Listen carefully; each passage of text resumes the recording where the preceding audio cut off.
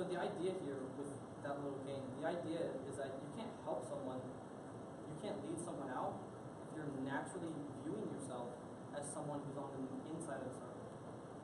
And that's our natural mindset. And again, you can't fix that or change that or help that other than to acknowledge it when it happens, so that when you are in an important position, when you are in the position to lead someone out, you can stop thinking you're on the inside of the circle and realize you're on the outside and you have the opportunity to pull someone out.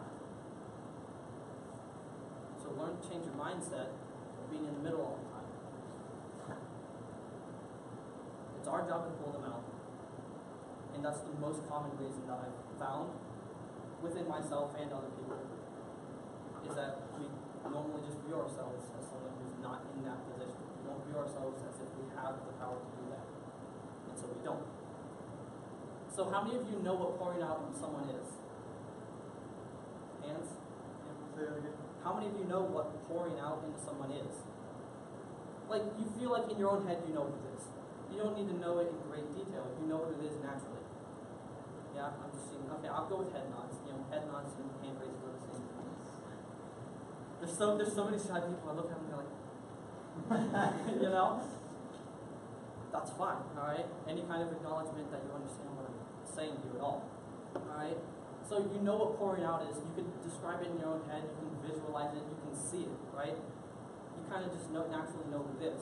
But I bet a lot of us have a struggle. If you were to try and explain what pouring out to someone is, to someone who's never heard that in their entire lives, you'd have a little bit of a problem trying to explain that to them, because you can't explain it in great detail. It's kind of hard to explain, right? So this is what I use basically as a checklist to make sure you're prepared to pour into someone. So basically, this is Maslow's hierarchy of needs. And essentially what it is this is the problem with this, is that anyone who's ever heard of this, or anyone that I've met who's ever heard of this, uses it in the wrong way, in the way that they use it to visualize them pouring into someone, rather than making sure that they're prepared. This isn't for those who you're pouring out into. This isn't for them. This is for you. And like I said, today's lesson is very basic because it prepares us for next week. Next week's really complex in my opinion. I get to go in great detail, but today should prepare you for next week. So I'm going to explain this a little bit here.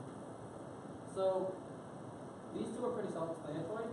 The bottom is your physiological needs. These are your physical, mandatory things that your body literally needs to survive. This is food, water, oxygen, sleep.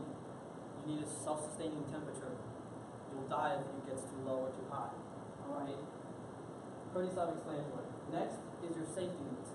This is your need for a safe environment. You need to feel somewhat comfortable if you're going to pour out into someone, as well as someone needs to feel comfortable around you if you're going to pour into them as well. If someone doesn't feel safe around you, they're not going to listen to you. Alright? As a leader who's going to be pouring into people in a leadership position, people need to feel somewhat comfortable around you. So again, these two are still pretty self-explanatory, and I like to think of this as a house. So if you think about these two as the foundation, and this is basically your support. Alright? Your social needs is basically your support to get to the next two. Social needs is basically simply your need to feel a belonging in a group. To the point where you don't feel like just a grain of sand in the ocean. Does that make sense? It's pretty self-explanatory as well. And social needs usually fulfills your esteem needs. Your esteem needs is just your basic confidence. Alright? This comes from social needs because your friends are there when you need them to give you the confidence that you need to keep going. Alright? And once you have all of these, it normally results in self-actualization. Sounds like a big word, it's not. Self-actualization is essentially your need to fulfill your own personal higher goals. So essentially what this means, this is where it gets individual for everyone. Like up until esteem, it's pretty regulatory the same for every single person.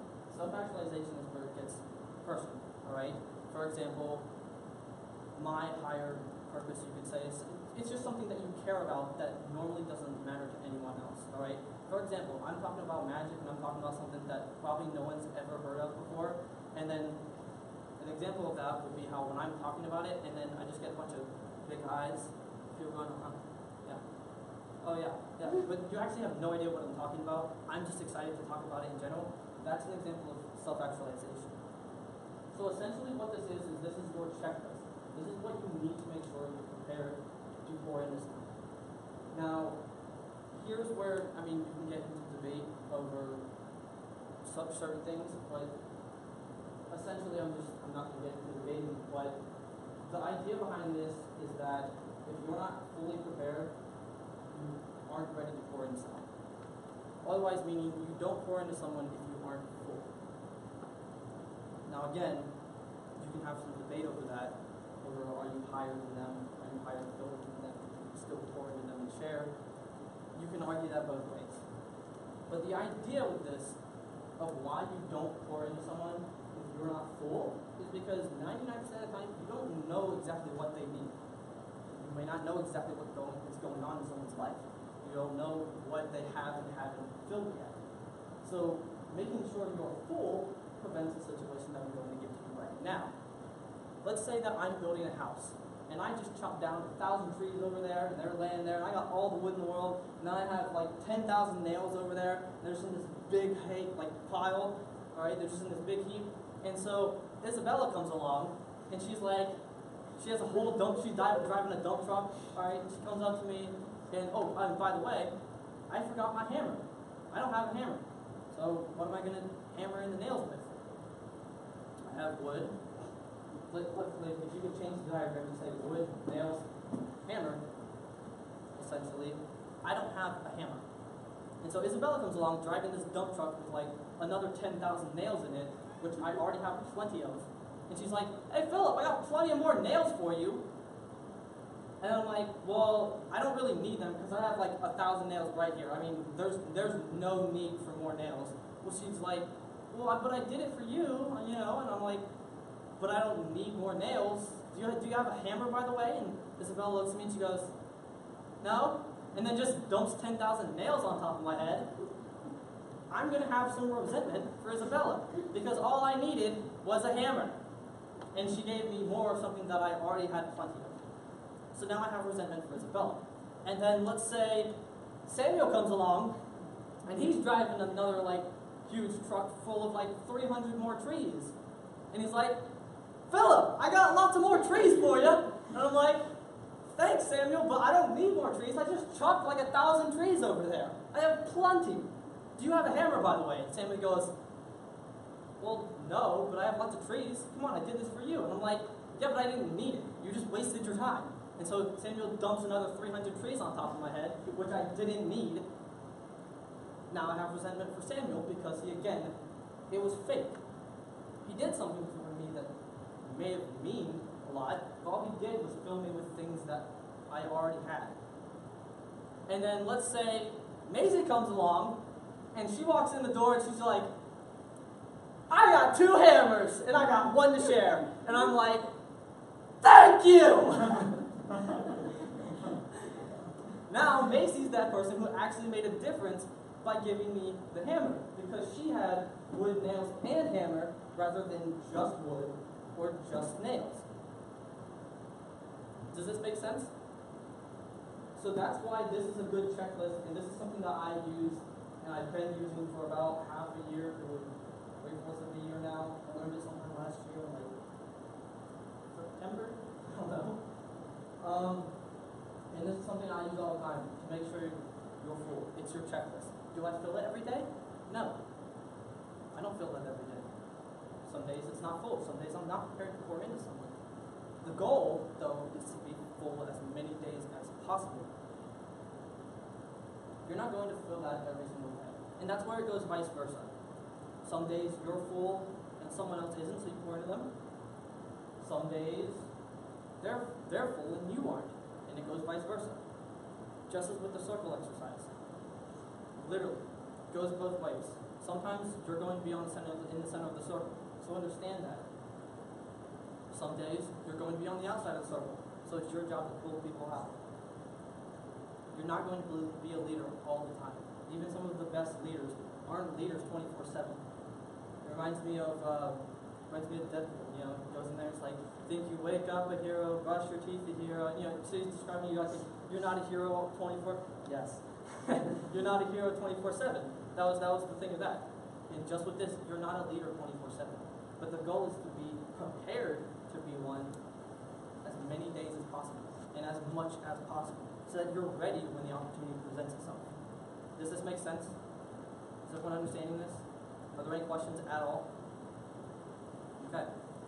And just as how you don't pour into someone unless you are full, you don't pour into someone who has holes. And you've probably heard this many times over. You've heard, don't pour into people who have holes, you know, because they won't retain it, blah, blah, blah, blah, blah. Here's always been my problem with don't pour into people who have holes, is because people don't describe what a hole is. And so I've thought about this a lot. I remember when I was making the lesson for this, I thought about this for probably like 2 or 3 weeks, because like it just feels wrong to say that and not explain it. Because so many people say don't pour into people who have holes, but it doesn't really make sense when they don't explain what a hole is. Does that, like, do you agree with me? Nobody explains like what a hole is. You know, like it's a missing something, but what is it? What's missing? What is the hole there? The hole in my eyes that I've been thinking about for a long time, the hole that I've been thinking of is, it's like the way you describe it. The hole to me is, it's the loss or the lack of a self-will or desire to do something or change something. For example, if you're going to pour into someone or something like that, and they, like, someone asks you to pray with them, or you go, they don't even ask you, because that would be the case if there was a hole. They don't ask you, let's just say you're talking to them, and they don't want to hear it. They don't want to hear a period. They don't want to hear a word of it. They're not listening. They do not care. It's like if you invite someone to church and they just don't care. They don't have any desire to go to church at all. That's the hole in that case. Now, is that an excuse to not help them? No. You have to help them fill that hole. How do you help them fill that hole? Well, in that case, you know, for example, you could show them how fun youth is. Maybe you could post a video of you having fun, and they're like, "Oh man, I wish I was there." Bam! You just filled up. You just fixed that hole because you gave them the desire to come to youth. Does that make sense? So yeah, I finished about 12 minutes early. I'm okay with that. Like I said, it's a very basic lesson. This is in preparation for next week and the week after. If you have any questions, I'm going to stay up here for about a minute or two if you want to come ask me anything. Like I said, I know this is a basic lesson, but I'm excited for next week. Next week's my favorite. And if I can tempt you in any way to come to next week's, we get to play games the entire time. Now, they all pertain to the lesson, but we get to play games like a lot. So, yeah, with that said, that's the end of today's lesson. Very basic.